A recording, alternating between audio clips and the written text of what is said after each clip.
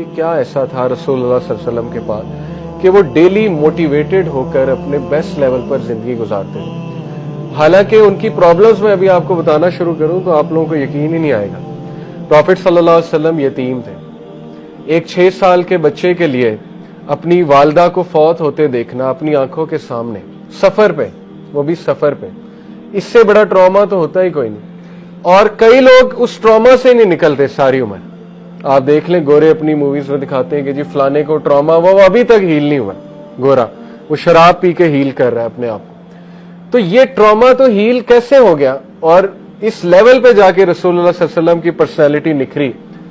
ورنہ ٹراماز تو انسان کو گرا دیتے ہیں, لیکن رسول اللہ تو نکھر رہے تھے اور رسول اللہ صلی اللہ علیہ وسلم ڈیلی اپنے بیسٹ ورژن پر آ رہے تھے اور گروتھ اور ایفیشنسی وہ آپ کے سامنے ہے. پھر رسول اللہ صلی اللہ علیہ وسلم آپ دیکھیں کہ اپنے ہی لوگوں نے, اپنے رشتہ داروں نے ہی جو ہے وہ بیک سٹیبنگ بھی کی, نکالا بھی, بہت کچھ کہا, دل توڑنے والی باتیں کہیں, مجنون کہا, نعوذ باللہ, پاگل کہا, شاعر کہا, کاہن کہا. کیا لیبل نہیں تھا جو رسول اللہ صلی اللہ علیہ وسلم کو نہیں کہا گیا. ہاؤ کم کہ وہ اتنا بڑا ان کا کریج تھا, جگرا تھا کہ نہ صرف انہوں نے فورگیو کیا بلکہ ان کو گلے بھی لگایا اور دعوت بھی دیتے رہے. وہ کیا اسٹرینتھ تھی ان کے اندر.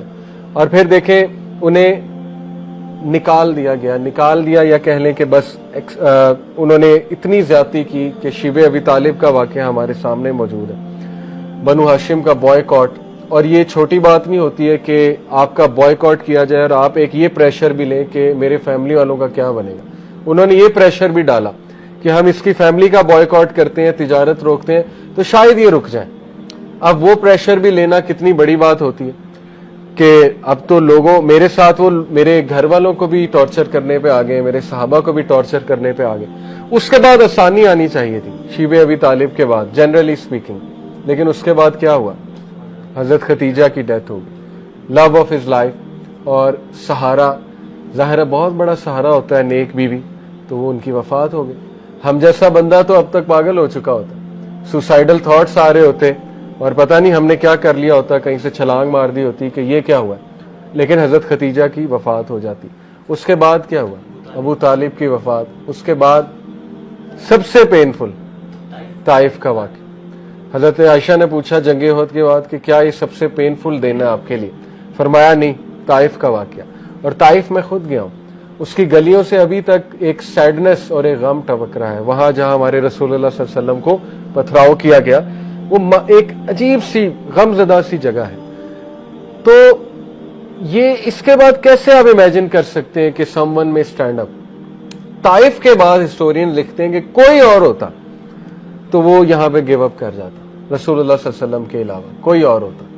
اللہ کے نبی صلی اللہ علیہ وسلم درخت کے نیچے بیٹھے, روئے, اللہ سے التجا کی, اللہ کے آگے اپنا غم ہلکا کیا. وہ دعا سننے والی ہے.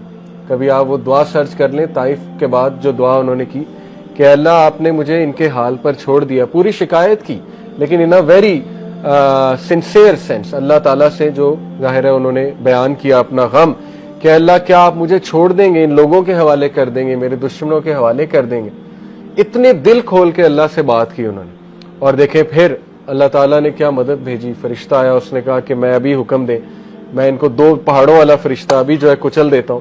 لیکن رسول اللہ صلی اللہ علیہ وسلم کا آپ جگرا دیکھیں کہ اس ٹائم پہ کہا کہ نہیں, ان کی قوم میں سے, ان کے بچوں میں سے ہدایت یافتہ لوگ آئیں گے. اور ایسا ہی ہوا, بہت سے اسکالرز طائف کے علاقے سے نکلے. اس کے بعد تو کوئی امیجن ہی نہیں کر سکتا کہ وہ کھڑا ہو جائے گا. لیکن اللہ کے نبی صلی اللہ علیہ وسلم کھڑے ہوئے اور انہوں نے اپنے ایک اور طریقہ اختیار کیا, مدینہ ہجرت کی جائے, اور مدینہ جا کر پھر پورا ایک انہوں نے اسلامی معاشرہ قائم کیا. تو اس لیے بیٹیوں کی طلاقیں دیکھی اللہ کے نبی صلی اللہ علیہ وسلم نے. ابو لہب نے دونوں بیٹیوں کی طلاقیں کروا دی. تو باپ کے لیے تو یہی ایک کمر توڑ غم ہوتا ہے کہ بیٹیوں کو طلاق ہو گئی. پھر مدینہ جا کر بھی جو ہے وہ یہودیوں نے, کبھی مشرکیوں نے سکھ کا سانس نہیں لینے دیا, ان دا سینس کے تنگ کیے رکھا. اور آپ دیکھیں کہ ہر طرح کی سازش کی, ان کو پروپیگنڈا کیا, میلائن کرنے کی کوشش کی. رسول اللہ صلی اللہ علیہ وسلم کو ایون نعوذ باللہ قتل کرنے کی کوشش کی. جو کعب بن اشرف تھا, بہت بڑا ایک وہ یہودی سازش والا بندہ, اس نے تو ایون رسول اللہ صلی اللہ علیہ وسلم کے خلاف پورا پلان بنایا کہ کسی طرح انہیں نعوذ باللہ صفحہ ہستی سے مٹا دیا جائے. اور ایٹ دی اینڈ رسول اللہ کنگ بن گئے.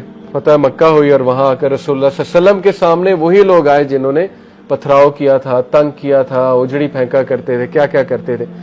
تو یہ سیرہ ایک لیونگ میریکل ہے.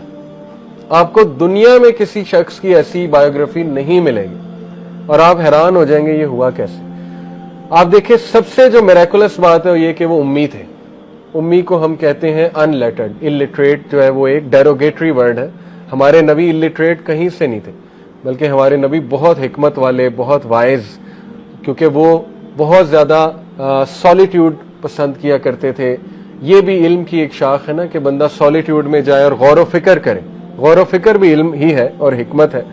تو وہ ان لیٹرڈ تھے, انہیں لکھنا اور پڑھنا نہیں آتا تھا.